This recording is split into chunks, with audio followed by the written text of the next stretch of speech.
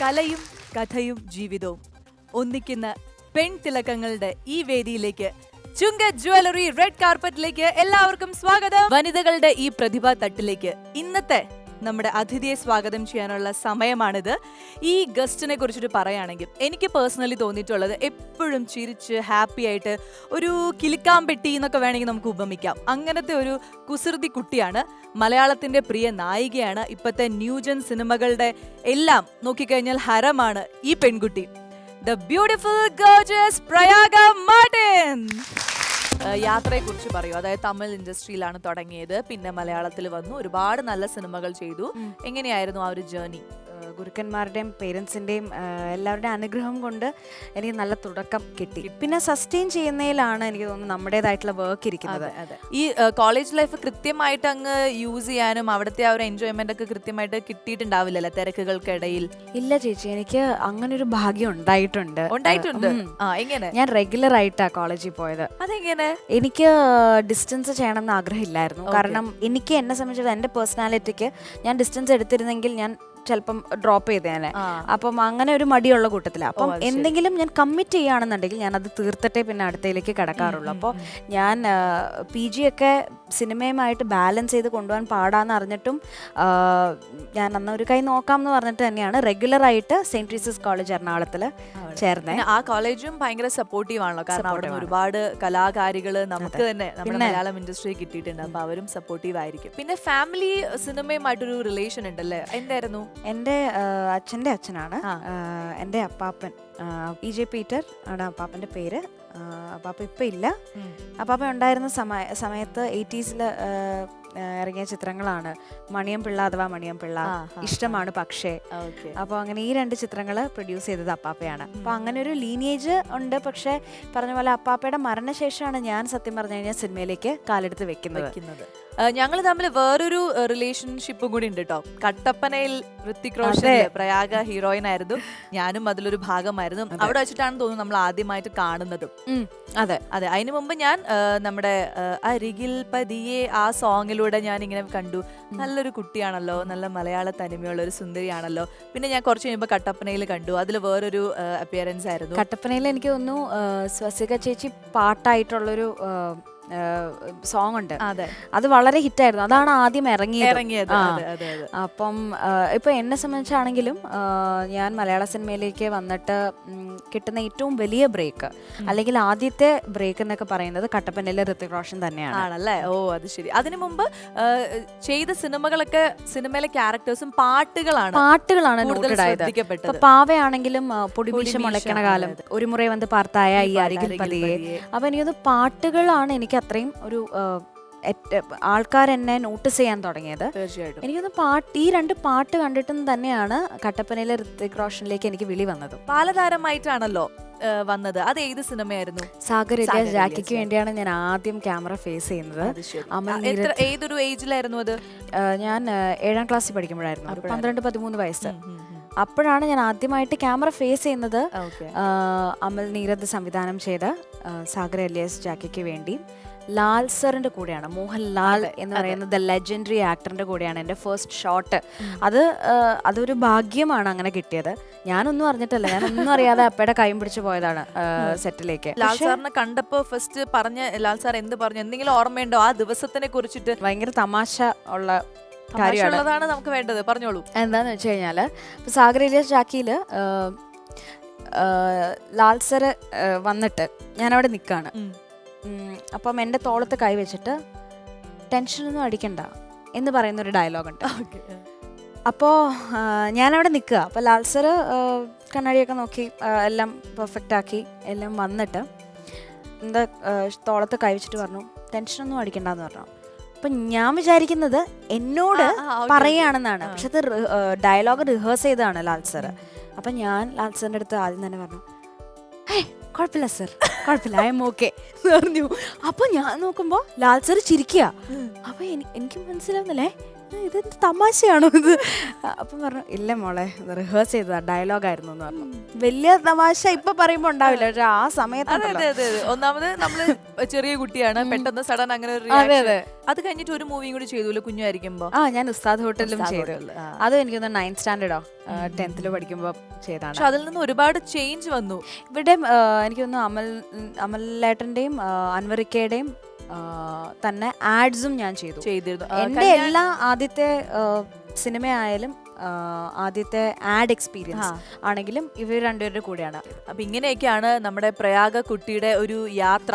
എന്തായാലും വിശേഷങ്ങൾ നമ്മൾ ഇവിടെ ഒറ്റൊരു എപ്പിസോഡും കൊണ്ട് തീർക്കുന്നില്ല. നമുക്ക് ഇനിയും കുറെ എപ്പിസോഡ് പ്രയാഗയെ വേണം, ഒരുപാട് വിശേഷങ്ങൾ ചോദിക്കണം. ഇന്ന് പ്രയാഗയ്ക്ക് പാട്ടാണോ ഡാൻസ് ആണോ അതോ മിമിക്രി ആണോ എന്താണ് കാണാൻ ഭാഗ്യം എന്ന് എനിക്കറിയില്ല. എന്തായാലും നമുക്ക് കണ്ടസ്റ്റന്റിന്റെ ഒരു വീഡിയോ പ്രൊഫൈൽ, ഈ റെഡ് കാർപ്പറ്റ് അവരിലേക്ക് എത്തിയ ഒരു യാത്ര നമ്മൾ ചെയ്യുന്നുണ്ട്. എന്തായാലും ഞാൻ ഇവിടുന്ന് പഠിക്കാൻ തന്നെയാണ് വന്നിരിക്കുന്നത്. കാരണം നമ്മള് ഇപ്പം ഇവരുടെയൊക്കെ കയ്യിൽ നിന്ന് ചെറിയൊരു ടിപ്പായിരിക്കും കിട്ടുന്നത്, അല്ലെങ്കിൽ വലിയൊരു ലെസൺ ആയിരിക്കാം. But whatever it is I am looking forward. Yes, അപ്പോൾ നമുക്ക് ആ വീഡിയോ പ്രൊഫൈൽ ഒന്ന് നോക്കാം.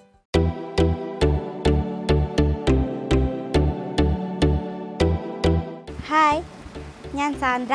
എൻ്റെ വീട് ഇടുക്കിക്കടുത്തുള്ള നെടുങ്കണ്ടം എന്ന സ്ഥലത്താണ്.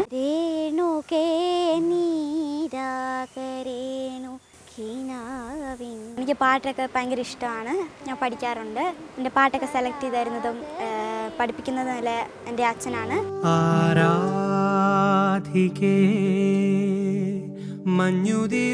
ക്ലാസ് മുതൽ തന്നെ ചെറിയ ചെറിയ പ്രോഗ്രാമുകൾക്ക് എൻ്റെ കൂടെ വരാറുണ്ട്. ഞാൻ കീബോർഡ് വായിക്കുന്ന ആളാണ്.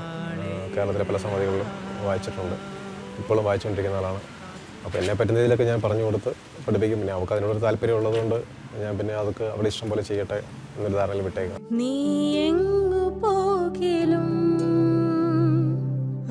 ചേട്ടായി ഇങ്ങനെ പ്രോഗ്രാം ചെയ്യുമ്പോഴത്തേക്ക് വീട്ടിൽ പിള്ളേരൊക്കെ പ്രാക്ടീസിന് വരാറുണ്ട്. അങ്ങനെ കേട്ടാണ് ആദ്യം ഒരു പാട്ട് അവൾ പഠിക്കുന്നത്.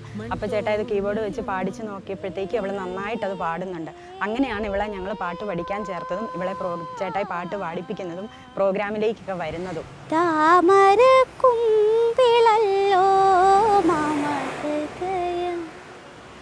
ഇതിൽ ദാദാ നീ സംഗീത മധു പകരൂ.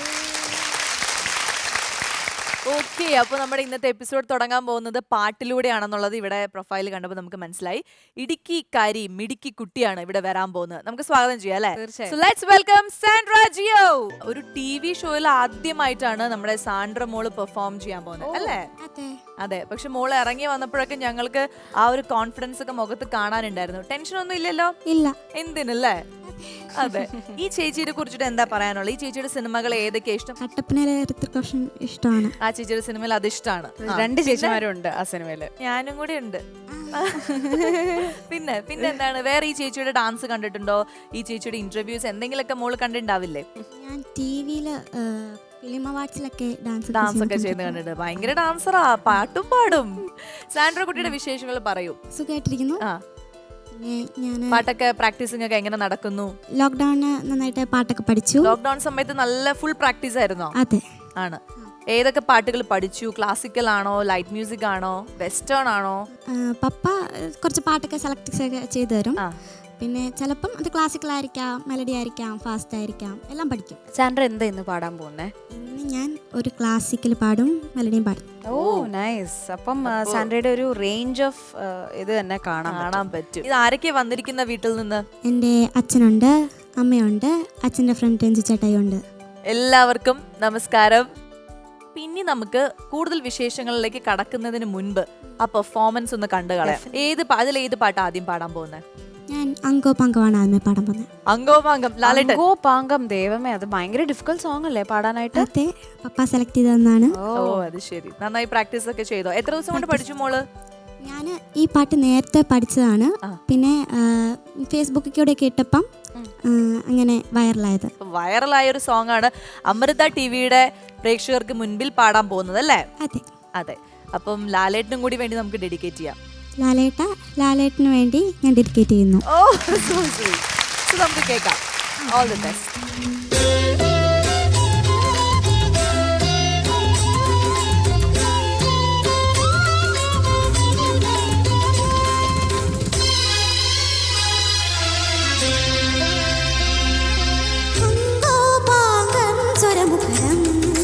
ദ്രുതജല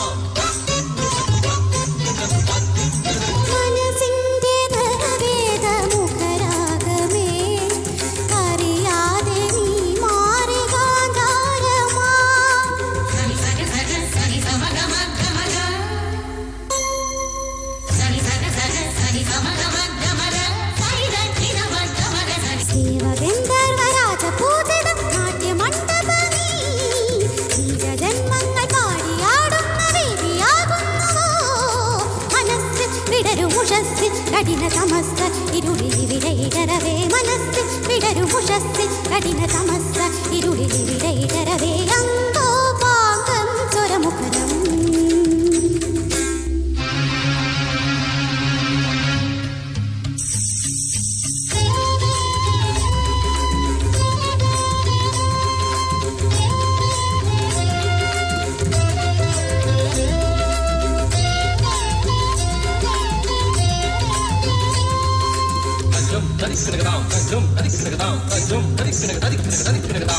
തെളിയാതെ പൊറിയുന്ന തിരിനാളമേ ഇല പോലെ വരളുന്ന മമ മോഹമേ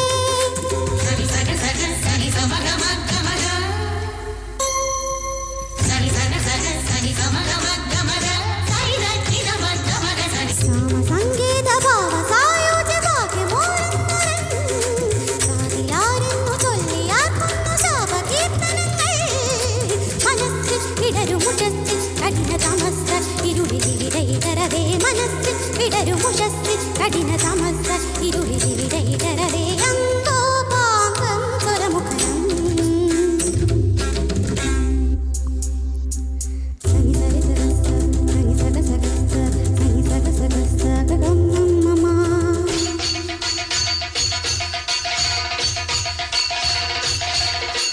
ഗമദനി ദമത്ത ഗമദനി ദമത്ത ഗമദനി ദമത്ത തനിന്നിന്നിസ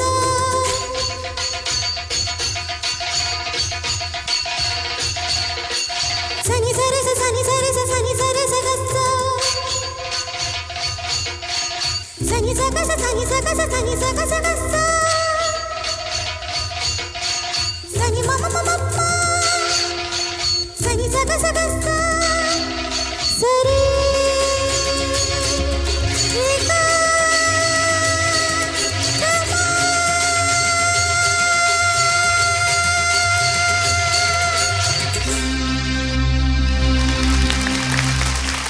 സാൻഡ്രക്കുട്ടി മിടുക്കത്തിയായിട്ട് പാടിട്ടോ. Thank you. കുഞ്ഞ് ശരീരത്തിൽ നിന്ന് ഇത്രയും വലിയ പാട്ടും ഇത്രയും വലിയ സൗണ്ടും സ്വരങ്ങളൊക്കെ എങ്ങനെ വന്നു എന്നാണ് ഞങ്ങളുടെ അത്ഭുതം. ഒരുപാട് പാടാൻ ഡിഫിക്കൽട്ട് ആയിട്ടുള്ള ഒരു പാട്ടാണ് അത്. മോള് ചേച്ചി പറയുന്ന ഒരു കോംപ്ലിമെൻ്റ് ആയിട്ട് എടുക്കണം. ഈ സിനിമ അല്ലെങ്കിൽ ഈ പാട്ട് നമ്മൾ വിഷ്വലി കാണുമ്പോൾ നമുക്ക് എന്ത് ഫീലാണോ ഉള്ളത് അത് ഒരു തെല്ലും നഷ്ടമാകാതെ അതേ ഫീലിൽ അവള് ഭയങ്കര മെച്ചോർഡായിട്ട് പാടിയെന്നാണ് എനിക്ക് തോന്നുന്നത്. അത് തന്നെയാണ് താങ്ക് യു. എനിക്ക്. താങ്ക് യു സോ പിന്നെ മച്ച്. ഒട്ടും ടെൻഷനും കാര്യങ്ങളും ഒന്നും ഇല്ലാതെ കൂളായിട്ട് പാടി. Very much. കുട്ടിക്ക് ടെൻഷൻ ഇല്ല, നമുക്കും ഒരു കോൺഫിഡൻസ് ആണ് മോള് നന്നായി പാടുന്നൊക്കെ. പക്ഷെ ഒരാളിവിടെ ടെൻഷൻ അടിച്ച് മരിച്ച് എനിക്ക് തോന്നുന്നു ദൈവത്തിനെ വിളിച്ച് വിളിച്ച് വിളിച്ച് ദൈവം ഇപ്പൊ താഴെ ഇറങ്ങി അമ്മ അച്ഛനും ആയിരിക്കും. അമ്മ ഞാൻ എല്ലാ അമ്മമാരും അമ്മ ഞാൻ നോക്കുമ്പോ അമ്മ ടെൻഷനാണോ കരയണോ, അമ്മ ഇപ്പൊ കരയോ, എന്തൊക്കെയോ അമ്മയുടെ മനസ്സിലൂടെ കടന്നുപോയി. നമസ്കാരം. നമസ്കാരം. പേരെന്താ അമ്മയുടെ? എൻ്റെ പേര് റേബിൾ. റേബിൾ. അപ്പൊ ഈ പാട്ട് പാടിയതുകൊണ്ട് മാത്രമാണോ ടെൻഷൻ, അതേ പൊതുവെ മോള് പാടുമ്പോ ഭയങ്കര ടെൻഷൻ ആണോ? അങ്ങനെയില്ല, എന്നാലും ഇവള് മത്സരങ്ങൾക്കൊക്കെ പാടാൻ കയറുമ്പോൾ ഞാനിരുന്ന് പ്രാർത്ഥിക്കാറുണ്ട്. ഏത് പാട്ട് പാടിയാലും നമുക്കൊരു ടെൻഷൻ ഉണ്ടാവൂലേ? പാടുന്നത് നന്നായിട്ട് ഇവള് പഠിച്ചത് അതേപടി അവിടെ പെർഫോം ചെയ്യണം അത്രേ എന്നുള്ളൊരു പ്രാർത്ഥിക്കാറുള്ളൂ. ആഗ്രഹം. അതെ, എല്ലാ അമ്മമാരെ പോലെ തന്നെ ഒരു ആഗ്രഹം. അപ്പൊ നമുക്കിനി അച്ഛനോട് സംസാരിക്കാം. എന്തുണ്ട് വിശേഷങ്ങൾ? ഒന്നുമില്ല, കൊറോണയൊക്കെ ആയിട്ട് ഒരു 2-3 മാസക്കാലം വീട്ടിൽ തന്നെയായിരുന്നു. തന്നെയായിരുന്നു. 2.5 മാസം കൂടി ഇന്നാണ് വെള്ളിലേക്ക് ഇറങ്ങുന്നത്. പേര് ജിയോ. ജിയോ. അപ്പൊ ഈ പാട്ട് മോൾക്ക് എന്തുകൊണ്ടാണ് മോൾക്ക് ഇത് പാടാൻ പറ്റും, ഈ ഒരു പാട്ട് തന്നെ നമുക്ക് അമൃത ടിവിയിൽ പാടണം എന്നൊക്കെ അങ്ങനെ എന്തെങ്കിലും? അങ്ങനെയില്ല, ഞാൻ സെലക്ട് ചെയ്ത് കൊടുക്കുന്ന പാട്ടുകൾ എന്ന് വെച്ചാൽ ഇച്ചിരി ടഫായിട്ടുള്ള പാട്ടുകളാണ് ഞാൻ സെലക്ട് ചെയ്ത് കൊടുക്കുന്നത്. തുടക്കം മുതൽ അങ്ങനെയാണ്. 2 മാസം മുതൽ പാട്ട് പാടുന്ന സമയം എന്ന് പറഞ്ഞാൽ ടഫായിട്ട് സോങ് മാത്രമേ കൊടുക്കുള്ളൂ. കാരണം വെച്ചാൽ അങ്ങനെയുള്ള പാട്ട് നമ്മൾ എടുത്ത് പാടുമ്പോഴത്തേക്കും ഈസി ആയിട്ടുള്ള സോങ് വളരെ ഈസി ആയിട്ട് പാടാൻ പറ്റും. അതുകൊണ്ട് അങ്ങനെ ഒന്ന് മിസ്റ്റേക്കുകളൊക്കെ ഒത്തിരി ഉണ്ടാവും, എങ്കിലും ഇച്ചിരി ടഫുള്ള പാട്ടുകളാണ് എടുത്ത് കൊടുക്കാറ് കൂടുതൽ. മാമിനെ കണ്ടപ്പോൾ ഓർമ്മ വന്നത് എൻ്റെ അമ്മ ഈ പറഞ്ഞ പോലെ ഞാൻ സ്റ്റേജിൽ പെർഫോം ചെയ്യുമ്പോഴും ഡാൻസ് ആണ് പ്രത്യേകിച്ചും. അപ്പം സ്റ്റേജിൽ ഞാൻ പെർഫോം ചെയ്യും, അമ്മ അവിടെ നിന്ന് അവിടെ പെർഫോം. അപ്പം സത്യം പറഞ്ഞാൽ ഞാൻ ഓഡിയൻസിന് ഭയങ്കര ഇൻട്രസ്റ്റിംഗ് ആയിട്ടുള്ള കാര്യമാണ്. സ്റ്റേജിൽ ഒരു പെർഫോമൻസ് നടക്കുമ്പോൾ അവിടെ അങ്ങേയറ്റത്ത് അമ്മ വേറെ പെർഫോമൻസ് ചെയ്യുന്നുണ്ടാവും എനിക്ക് വേണ്ടി. എന്തായാലും മോളുടെ കൂടെ തന്നെ ചേച്ചിയും ഫേമസ് ആവാനുള്ള എല്ലാ ചാൻസും റിയാക്ഷൻസ് ഒക്കെ പെർഫെക്റ്റ് ആയിട്ട് കൊടുത്തിട്ടുണ്ട്. പിന്നെ കൂടെ വന്നിരിക്കുന്ന ഇത് ഫ്രണ്ടാണ്, ഫാമിലി ഫ്രണ്ടും കൂടെയാണ്. ഫാമിലി ഫ്രണ്ടാണ്. പേര് രഞ്ജു. രഞ്ജു. അപ്പൊ എന്തായാലും മോളുടെ പാട്ട് കേൾക്കാനായിട്ട് ഇവിടം വരെ വന്നതിൽ, റെഡ് കാർപ്പറ്റിന്റെ വേദിയിൽ വന്നതിൽ ഒരുപാട് സന്തോഷം. ഞങ്ങൾക്ക് ഒരുപാട് സന്തോഷമുണ്ട്. കാരണം രണ്ടുപേരും ഞങ്ങളുടെ സ്വന്തം നാടായ കട്ടപ്പനയിലെ ഋതിക് റോഷൻ എന്ന് പറയുന്ന സിനിമയിലെ 2 താരങ്ങളാണ്. ഞങ്ങൾക്ക് ഒരുപാട് അഭിമാനമുണ്ട്. Thank you so much. ഞാനത് വിട്ടുപോയി, ഇവർ ഇടുക്കിന്നാണ്. ആണ് കട്ടപ്പനയെന്നാണ്. അതെ അതെ. മഹേഷിന്റെ പ്രതികാരമൊക്കെ വളരെ ഹിറ്റായിട്ടുള്ള ഞങ്ങളുടെ സ്വന്തം നാട്ടിലെടുത്ത സിനിമകളാണ്. ഒരുപാട് ഞങ്ങളുടെ നാടിനായിട്ടൊരു പാട്ട് തന്നെ ഉണ്ടല്ലോ. ഉണ്ട്. അപ്പൊ മോളെ ഇനി അടുത്ത പാട്ട് ഏതാണ്? അടുത്തത് കാതിൽ തേൻമഴ എന്ന പാട്ട്. കാതിൽ തേൻമഴ ഫേവററ്റ് പാട്ടാണ്. ആണോ? എപ്പോഴും കേൾക്കുന്ന പാട്ടാണ്. എനിക്ക് തോന്നുന്നു ഒരുപാട് പേര് കവർ ചെയ്തിട്ടുള്ള പാട്ടായിരിക്കും. അപ്പൊ എന്തായാലും പ്രയാഗ ചേച്ചിയുടെ ഇഷ്ടപ്പെട്ട ആ പാട്ട് തന്നെ അടുത്തതായിക്കോട്ടെ. Thank you. എന്നാ പ്രയാഗ ചേച്ചിക്ക് വേണ്ടി ഡെഡിക്കേറ്റ് ചെയ്യാം. Oh thank you so much. Thank U.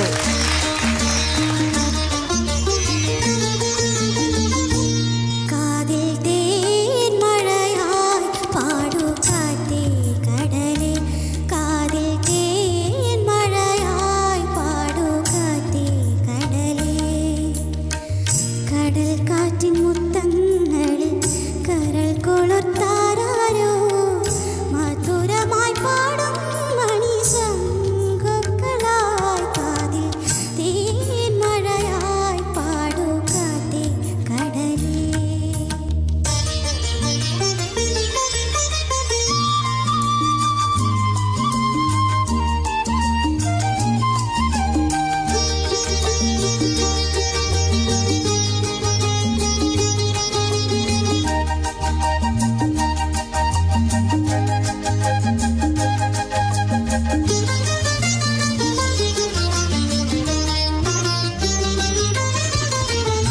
ഒഴുകുന്ന താഴമ്പൂ മണമിതു നാമിൻ പറയാതെ ഓർത്തിടും അനുരാഗഗാനം പോലെ.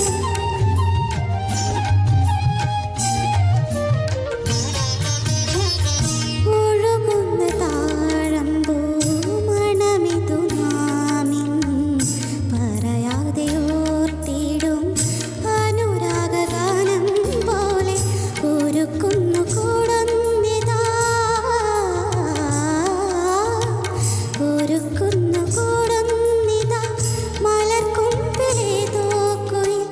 കടൽ പെറ്റൊരേ മുത്തു ഞാനെടുക്കും കാതിൽ തേൻമഴയായി പാടൂ കാറ്റേ കടലേ, കടൽ കാറ്റിൻ മുത്തങ്ങളിൽ കരൾ കൊളുത്താരോ, മധുരമായി പാടും മണി ശംഖുക്കളായി കാതിൽ തേൻമഴയായി പാടൂ കാറ്റേ കടലേ.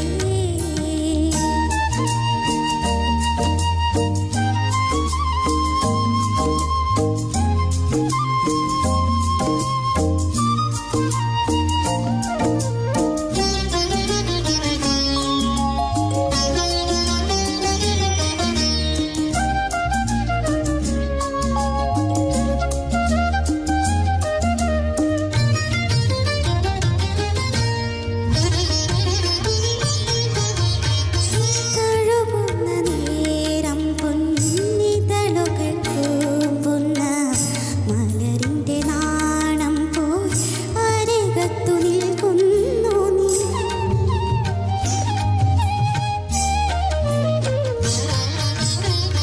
തഴുകുന്ന നേരം പൊന്നിതളുകൾ കൂമ്പുന്ന മലരിന്റെ നാണം പോൽ അരികത്തു നിൽക്കുന്നു നീ.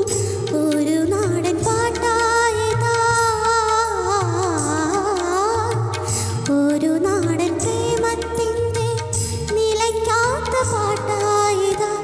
കടൽ തിരയാടുന്നിതേ മണലിൽ കാതിൽ തേൻമഴയായി പാടൂ കാറ്റേ കടലേ, കടൽ കാറ്റിൻ മുത്തങ്ങളിൽ കരൾ കൊളുത്താരോ, മധുരമായി പാടും മണി ശംഖുക്കളായി കാതിൽ തേൻമഴയായി പാടൂ കാറ്റേ കടലേ, കാതിൽ തേൻമഴയായി പാടൂ കാറ്റേ കടലേ. ഒഴുകുന്ന നേരം പൊന്നിതളുകൾ കൂമ്പുന്ന അസലായിട്ട് പാടി. അപ്പൊ ഞങ്ങളുടെ ഈ റെഡ് കാർപ്പറ്റിൽ വന്ന് നല്ല സോങ്സ് ഞങ്ങൾക്ക് വേണ്ടി പാടി തന്ന മോൾക്ക് ഒരു ചെറിയ സമ്മാനമുണ്ട്.